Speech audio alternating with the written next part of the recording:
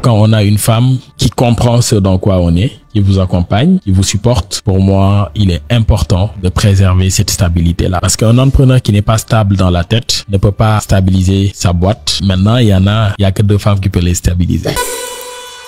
Ça, vraiment, je ne joue pas avec. Ce qui fait que je sacrifie d'autres activités que j'aurais pu faire en dehors du travail pour passer ce temps-là avec ma famille.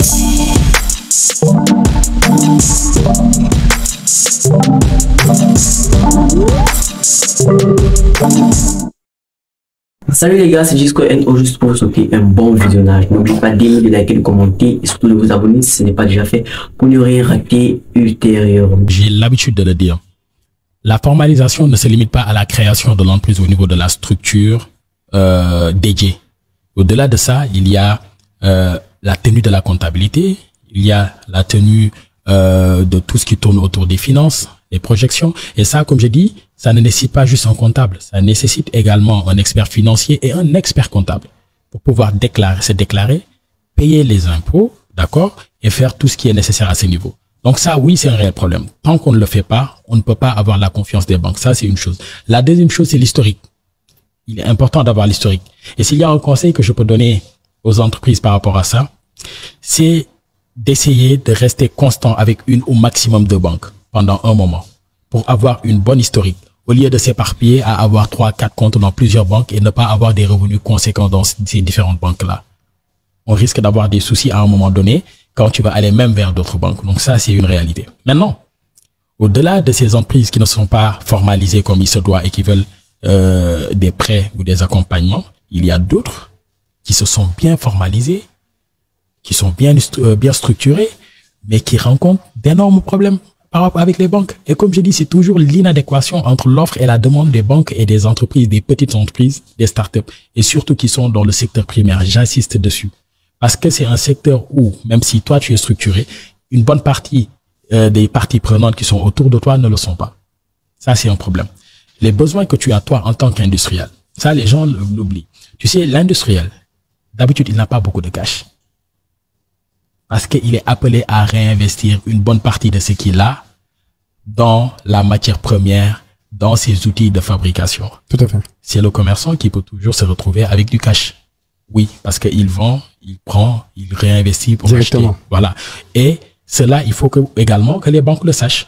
Une entreprise peut avoir une bonne santé financière, faire passer 2 milliards dans son compte en un an, mais qu'à la fin de la journée, qu'elle n'ait pas 100 millions en cash. C'est vrai. Et elle est bien portante. Mais des fois, ça pose problème au niveau de certaines banques. Ouais. Alors, aujourd'hui, tu as choisi une stratégie d'expansion. Oui. Tu as pris le risque de sortir de ton pays, de base, le Sénégal. Tu es d'abord allé en Côte d'Ivoire. Apparemment, ça s'est tellement bien passé que maintenant, tu es allé à Kigali. Comment tu fais pour gérer la traçabilité et la sécurisation de tes opérations dans chacune de ces pays quand on sait qu'il y a malheureusement un grand risque de détournement de la marchandise, de l'argent? On connaît tous des histoires d'entrepreneurs qui te disent comment les propres salariés sont devenus des stratèges en vol. Oui. Comment toi tu fais pour être tranquille, dormir le soir alors que tu as du stock à gauche, à droite? Comment tu fais ça? Alors, déjà, il y a un bon système de contrôle au sein de l'entreprise.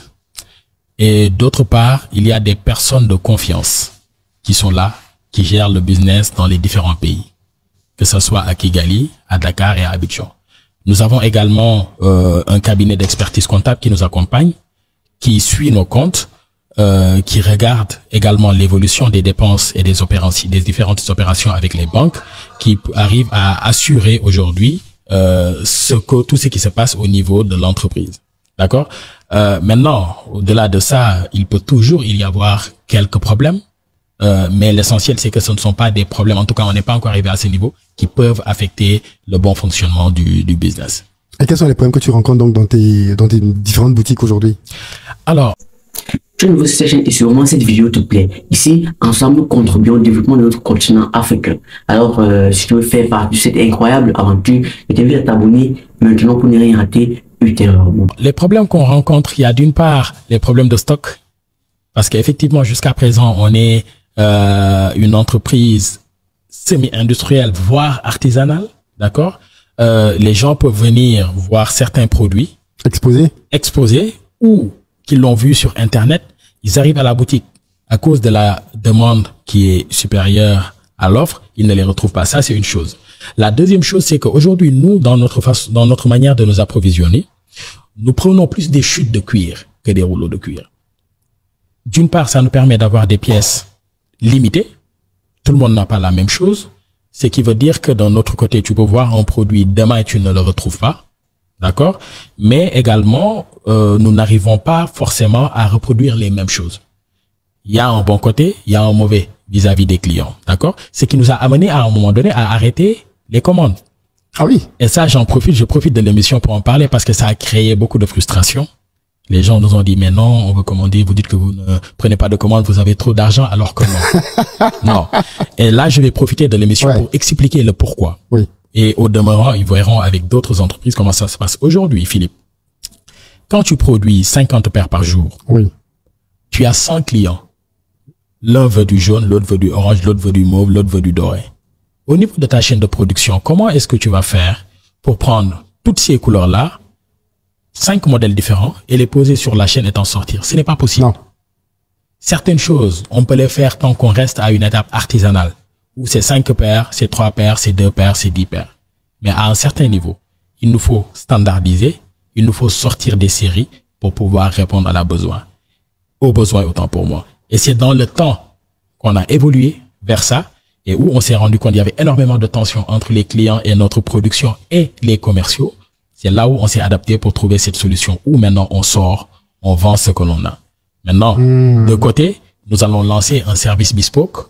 Nous allons lancer un programme de fidélité qui feront que les clients qui sont arrivés à ce niveau, qui arrivent à avoir certains points, pourront bénéficier de ces avantages-là. Voilà. Très intéressant. Et c'est ça qui vous a conduit dans la situation de rupture. Vous n'avez pas communiqué dessus à l'époque? Alors non, on n'a pas communiqué dessus. On l'a fait et c'est comme ça dans le feu de l'action qu'on disait aux clients que pour le moment on ne prend plus de commandes. Maintenant on produit, ils prennent ce qui est disponible. Et on était en train de préparer une interview pour en discuter parce que je pense que quand même il est important à un moment donné de donner l'information et d'éduquer également les clients par rapport au développement de ces secteurs-là. La plupart n'y étaient pas habitués. On voyait juste de petits ateliers qui produisaient, tu en as besoin, tu viens, ça prend 1 jour, 2 jours. Mais nous donnons une importance capitale à la qualité de ce qu'on fait. Et aujourd'hui, plus de 70% de nos produits sont faits à la main. Et ça prend du temps. Comment on fait pour s'assurer que Monsieur Marat ne se serre pas dans les caisses de Maraz? Alors ça, c'est un problème qu'on a beaucoup dans nos pays. C'est un problème. L'entrepreneur qui dit bon, donnez-moi 1 million là. On est vendredi soir. Exactement. Mais nous, on n'ose pas. Et c'est ce que je dis. Nous sommes en période d'investissement. Aujourd'hui, ceux qui nous écoutent et qui travaillent avec nous savent que depuis le début, on réinvestit tout ce qui se fait, tout ce que la boîte génère. Nous avons tout structuré. Nous avons les experts comptables qui sont là. Nous avons les comptables qui sont là. Nous avons également les commerciaux qui sont là, qui ne vont pas nous laisser faire cela.